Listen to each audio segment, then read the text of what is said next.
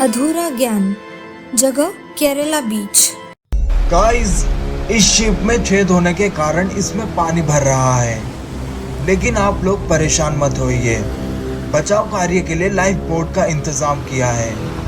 एक बोट में सिर्फ एक ही इंसान जाएगा और कोई धक्का मुक्की नहीं होगी। ये देखिए, हमारी लाइफ बोट आ रही है, इसलिए जो सबसे आगे हो वो जाकर इसमें बैठ जाए। इतना सुनते ही लोग धीरे धीरे करके लाइफ बोट से सुरक्षित स्थान पर जाने लगते हैं। शिप लगभग डूब चुका है और दुख की बात यह है कि हमारे पास सिर्फ एक ही लाइफ बोट बची है और अभी भी शिप में 2 लोग रह गए हैं। राजेंद्र जी, अब हमारा क्या होगा? क्या बताऊं प्राची, जो ऊपर वाला चाहेगा वही होगा। ये दोनों बात कर ही रहे थे, तभी वहाँ वो आखिरी लाइफ बोट आ जाती है। तभी राजेंद्र बिना कुछ सोचे समझे प्राची को जहाज से धक्का देकर खुद लाइफ बोट में चढ़कर चला जाता है। राजेंद्र के घर पहुँचने के बाद पापा, मम्मी कहाँ है?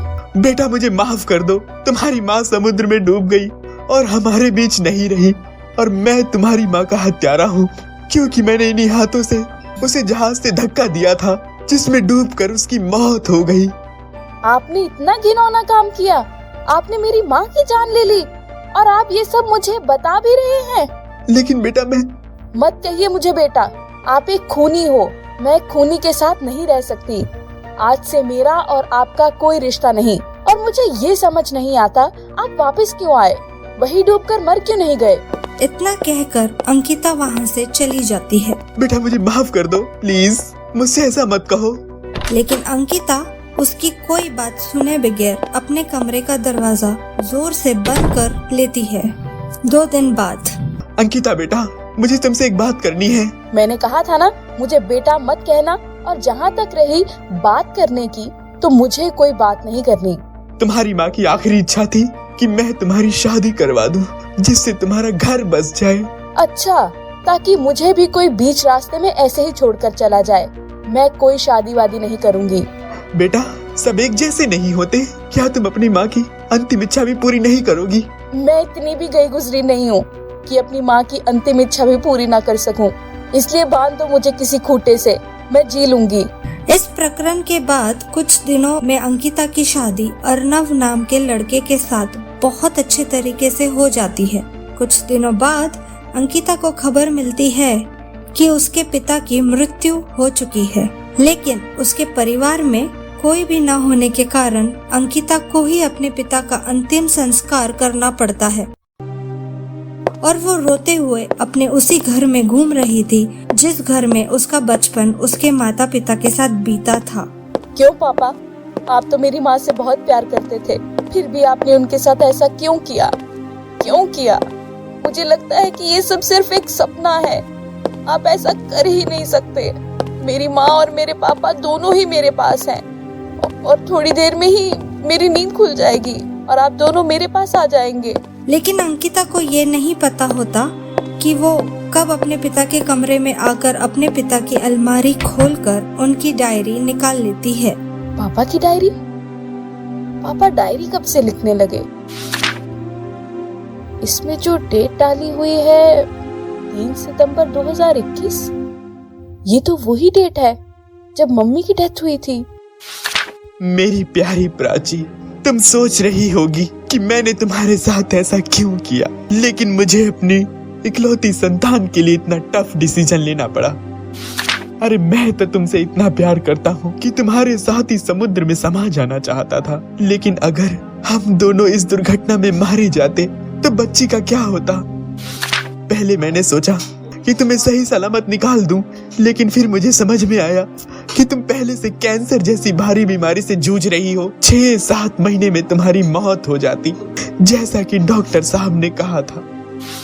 और मेरे जाने के बाद तुम बच्ची का ध्यान कैसे रखती, मुझे समझ नहीं आ रहा था। और तुम बच्ची का ध्यान रखती या अपना? और तुम्हें पता है कि मैं प्राइवेट जॉब करता था, तो मेरे जाने के बाद तुम्हारी कोई हेल्प ना करता और हमारी बच्ची का पूरा फ्यूचर बर्बाद हो जाता। इसीलिए प्राची मुझे माफ कर दो। मुझे अंकिता का फ्यूचर बचाने के लिए तुम्हारे साथ ऐसा करना पड़ा। तुम्हें पता है कि तुम्हारे नाम पर जो 1 करोड़ का इंश्योरेंस था, मैंने उसी पैसे से हमारी बेटी की बड़ी धूमधाम से शादी कर दी है और बाकी बचे हुए पैसे उसके अकाउंट में ट्रांसफर कर दिए हैं। लेकिन उसे उसके बारे में कुछ नहीं पता है क्योंकि मैंने उसकी एफडी करवाई है, जिससे बुरे वक्त में वो पैसा उसके काम आ सके। मैं आज भी तुम्हारी याद में तिल तिल मरता हूँ, लेकिन जिस दिन मेरी जान निकलेगी उसकी ये एफडी उस तक पहुँच जाएगी। क्योंकि मुझे आज भी याद है जब मैंने तुम्हें बीच पर धक्का दिया था तो तुमने मुझे कितनी बड़ी जिम्मेदारी में बांध दिया था। जरा सुनो, हमारे बच्चे का ध्यान रखना। मैंने तुम्हारा कहना माना और अपना वादा पूरा किया और अब मैं आ रहा हूँ तुम्हारे पास हमेशा हमेशा के लिए, उसी जगह जहाँ मैं तुम्हें छोड़कर गया था, क्योंकि अब मैं तुमसे दूर नहीं रह सकता। राजेंद्र की डायरी पढ़ते हुए अंकिता की पलकें गीली हो जाती है। पापा, मैंने आपको बहुत गलत समझा, लेकिन आप और माँ तो मेरे फ्यूचर के लिए, आप दोनों ने इतना बड़ा त्याग कर दिया और मैं हमेशा आपको गलत समझती रही।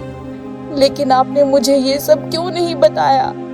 शायद आपको जाने की जरूरत ही ना पड़ती और मैंने भी आपकी बिना पूरी बात सुने आप पर इतना बड़ा इल्जाम लगा दिया।